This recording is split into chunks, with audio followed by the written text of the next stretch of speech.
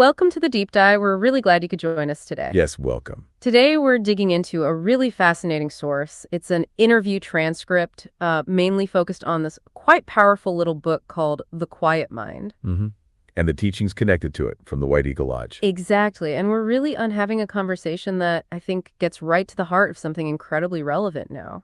How do you find peace, stillness? Especially with all the anxiety and just the chaos of modern life. It really explores navigating things, understanding guidance, maybe connecting with something deeper. Yeah, and the power of love, inner quiet, it touches on spirituality, psychic stuff, even AI, believe it or not. It covers a lot of ground. But what really pulled us in, honestly, were these just wild personal stories, almost unbelievable, about how people first came across this book. Right, they really make you stop and think. They hint at something. Well, maybe beyond the ordinary going on. Definitely. And that's really where we have to kick off this deep dive. It really sets the scene, doesn't it? The source is full of these incredible accounts of finding the quiet mind. Like that one repeater, he finds his copy, where was it? In the dirt, basically, on his garage floor while cleaning up. Yet dust and muck, the source says. He'd never seen it before, no idea how it got there. It just appeared. Wild. And he kind of saw that through the lens of what the law of attraction, manifesting. Yeah, that was his take on it, manifesting something physical. But then, and this is the really strange part, the book later just vanished. Vanished. From where? From his airplane, apparently. Just gone. So a very odd appearance and disappearance around this one little book. Okay, that is bizarre. And it wasn't just him, right? The expert in the interview, they had another story. Yes, about Elizabeth Kubler-Ross. The psychiatrist famous for her work on death and dying. Yeah, of course. Apparently, she was going through a really difficult patch, really struggling, and she collapsed, the source says, tarmac, like at a parking lot somewhere. Oh, wow. And when she sort of came to, she found herself actually gripping a copy of The Quiet Mind. Just lying there. Just lying there, according to the story, and it hit her so hard. Apparently, she basically became a huge advocate for the book, carried copies around, gave them out constantly. So the idea that the source puts forward is, well, that if you're sort of meant to find this book, things arrange themselves, sometimes in these really weird ways. Precisely. The expert speaker connects it directly. They talk about spirit or even angelic intervention, maybe helping these things happen. Angelic intervention. Wow. And they back this up with their own story, a very personal one. Is this the mountain fall? That's the one, surviving a really serious fall down a mountain in Scotland. They describe just losing consciousness, falling totally out of control. Terrifying. Absolutely. But they woke up at the bottom, and they were experienced rescuers, like right there, helping them. Just happened to be there. That's incredible luck. Or as they see it, one of several angelic interventions during that whole thing. That's how they frame it. It saved their life. so they offer that as a kind of parallel to the book stories, suggesting these unseen forces can, act in real, tangible ways. Exactly. It grounds the whole conversation about the book in something quite mystical right from the start. It certainly does. So, okay, let's get into the book itself then, The Quiet Mind. Where did it actually come from? What's the core message? Well, the origins are tied to the teachings of a spirit guide known as White Eagle. White Eagle, okay. And these teachings came through the expert speaker's grandmother, Grace Cook. Now, channeling is the word used, but basically, she acted as a medium, a sensitive person who could convey these spiritual insights. Right, and the source gives a bit of background on her. Grace Cook said she had a tough childhood, didn't get much love. hmm And that seemed to kind of heighten her psychic senses. It fueled her life's mission, really driven by that early lack. She wanted to bring love and this sense of universal family. She called it brotherhood to other people. That makes sense. A very personal motivation. Definitely. And the book itself, The Quiet Mind, that was published in 1968. Ah, 68, because one speaker thought maybe the 1930s? Yeah, there was a slight mix-up there. The channeling started way back then, maybe the 30s, but the book came out much later, 68. Got it. Clears that up. Now, one interesting thing, one of the speakers in the interview, they see the book almost like an owner's manual for the law of attraction. Right. That perspective is definitely in there. Their view is if you follow the principles in the book, you can manifest blessings, abundance really quickly. Okay. But the expert speaker had a slightly different take, didn't they? They did, kind of a counterpoint. They suggested that, well, yes, the teachings might prepare the ground for manifestation, clear out your inner space. But the main point isn't really about getting stuff. It's more about figuring out what's really useful.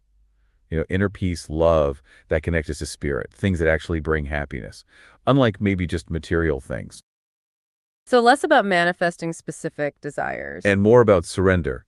The real bounty, as they put it, comes from surrendering to the will of God. That's the phrase used. That's quite a big difference in focus, manifesting versus surrendering. It is. And the book opens with this really striking passage. It kind of sets the whole tone. Can you share that? I think it's worth hearing. Absolutely. Let me find it. Here it is. Read the passage clearly. If you can think of yourself as being all that you know you should be, constant, gentle, loving, and kind to every man, woman, and child, and to every circumstance in life, kind and tolerant in your attitude toward all conditions on life, above all, if you can conceive yourself as being completely calm in all conditions and circumstances, quiet yet strong. Strong to aid your weaker brethren, strong to speak the right word, to take the right action, and so become a tower of strength and light. And if you can see yourself facing injustice and unkindness with a serene spirit, knowing that all things work out in time for good, and that justice is always eventually triumphant, if you have patience to await the process of the outworking of the will of God, if you can picture yourself like this, you will know something of mastership. Wow, that's a lot packed into one paragraph. Constant, gentle, loving, kind, tolerant, calm. Strong, serene, patient. Yeah. And the expert speaker points out that passage is basically the blueprint for the whole book. An outline. Pretty much. Each quality you mentioned there, it becomes a theme explored later on. It's laying out the path to what they call mastership. And mastership here isn't about like being rich or powerful in the usual sense. No, no, not at all. It's very clearly defined as a spiritual state. It's about being on the right path, loving your family, being a loving influence, even after this life.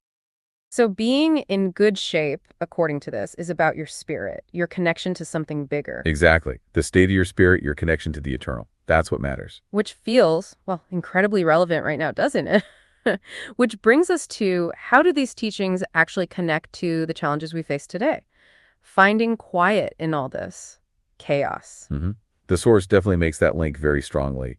The anxiety everyone feels, the stress from being constantly plugged in Zoom meetings are mentioned specifically. Oh, yeah, the Zoom fatigue. Right.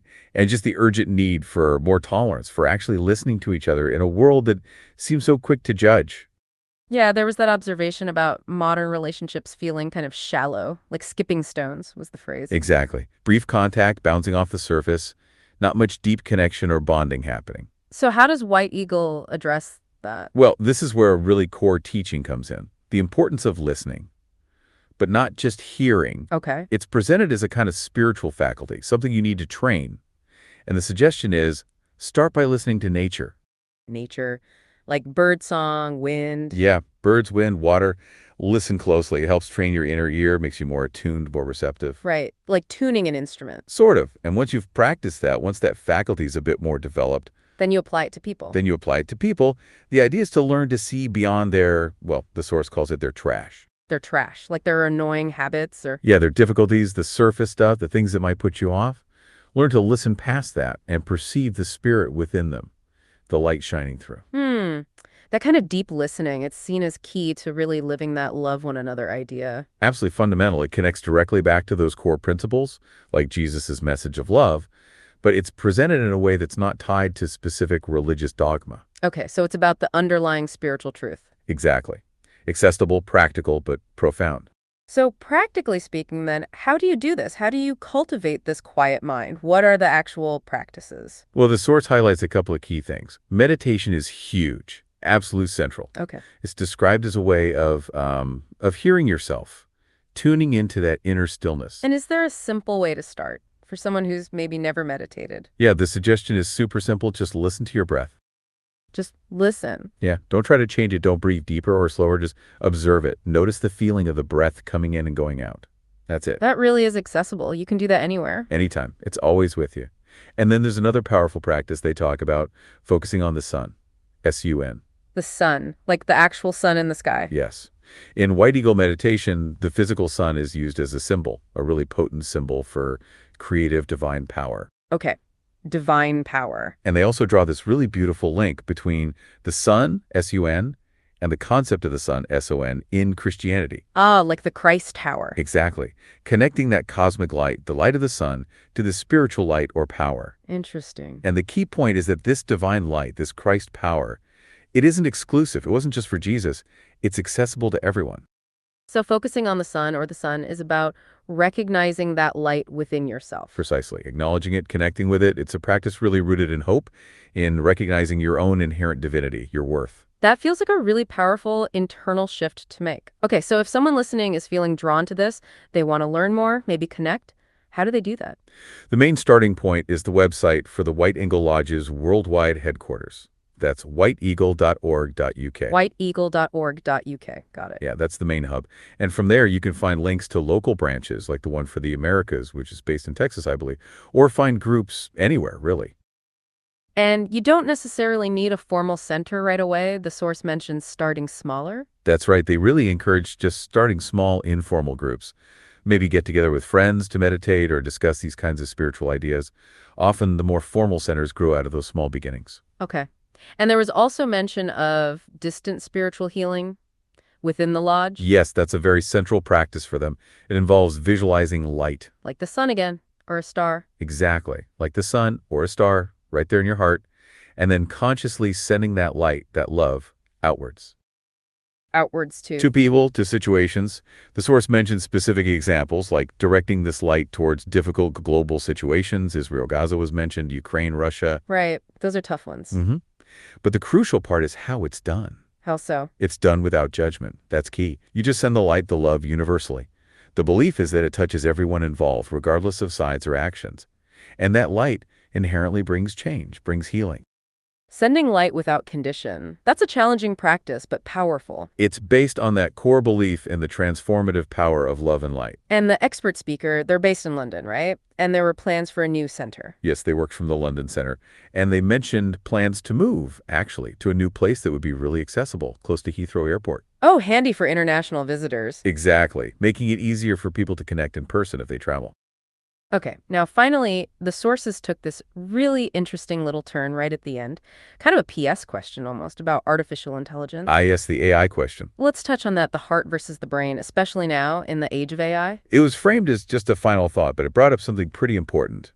The expert speaker, they voiced a real concern About what specifically? about any time, anything, whether it's AI or big organizations, technology, whatever, moves away from um, the simplicity and the wisdom of the human heart. Okay. Not dismissing AI's benefits, though. Oh, no, absolutely not. The source is clear. Technology and AI are useful in loads of ways. That's acknowledged. But the main emphasis, the plea almost, is to stay grounded, stay real, to make sure that humanity has to be triumphant. That was the phrase. Humanity triumphant. And they drew a really important distinction, didn't they? Between the brain, the intellect, and the heart. Crucially, yeah, the heart is presented as, well, as the boss. The boss of the brain. Kind of. Its role is to guide how we use our intellect, to bring perspective, feeling, empathy, not let the brain just run on cold, hard facts or logic alone. So the quiet mind, it comes from the heart being in charge. That's the connection they make. The quiet mind exists because the heart is ruling the brain, providing that deeper wisdom and balance, not the other way around. So it's really about making sure our heart's wisdom, our intuition, our capacity for love, that remains the driving force, especially as our intellectual and artificial capabilities just keep expanding. A really vital point to consider as we move forward, definitely. Wow, what a journey we've taken through these sources today. Seriously, from those almost miraculous book discoveries. Yeah, the garage floor, the tarmac, hints of angelic help, maybe.